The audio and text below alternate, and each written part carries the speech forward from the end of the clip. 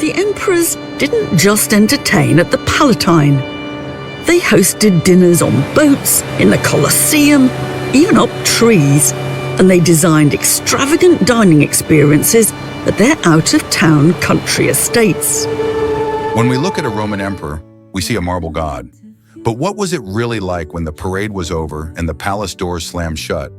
Today we are taking you behind the curtain of Imperial Rome to find the human beings beneath the crown. Some of these places have become mysterious lost worlds.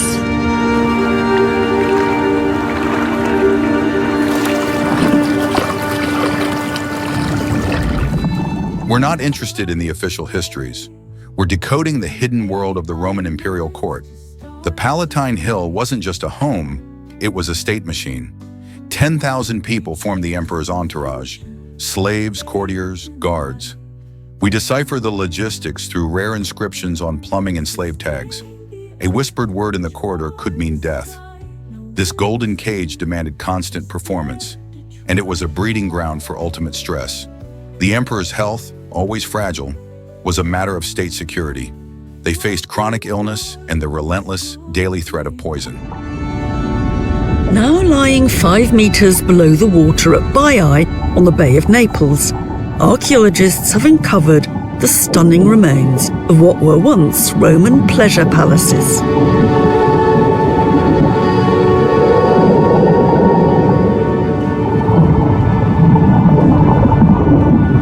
You have to snorkel now to see the site of the Emperor Claudius's coastal villa. There's an extraordinary dining room here where guests would eat among sculptures of figures from ancient myth. They may look innocuous now, but these sculptures contain a coded message. Being an emperor was a psychologically brutal job. When they did escape, they went to places like Baiae on the Bay of Naples, the ultimate seaside playground. Archaeologists have uncovered the remains of pleasure palaces, like those of Emperor Claudius, built for lavish dining experiences right over the water. But even here, luxury had a menacing past. This was a place for intrigue, plot, and murder. The personal was political everywhere, especially the emperor's sex life.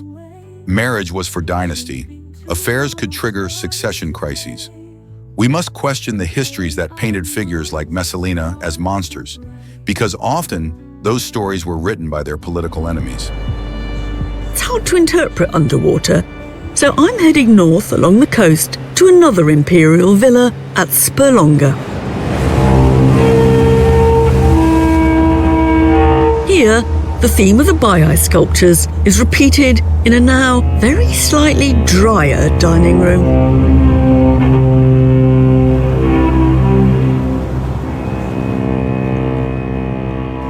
By exploring the homes and deciphering the small artifacts, we find that the Roman emperor was an impossibility, a mortal man forced to be a god. They were trapped, powerful, paranoid, and utterly alone. What would you fear most if you were emperor? The threat of a palace guard or the threat of a lavish dinner party? Let me know below. Please subscribe Future Forward for more information. Host and guests would be taken by boat to recline on dining couches on an artificial island that had been built to face this spectacular cave. And in what was a common Roman trick, their food would have been floated across to them.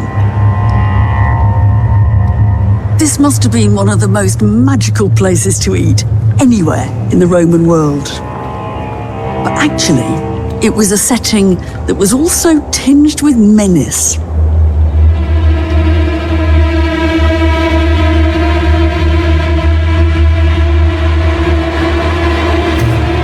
The cave was once filled with sculptures, found in thousands of tiny pieces during roadworks in the 1950s.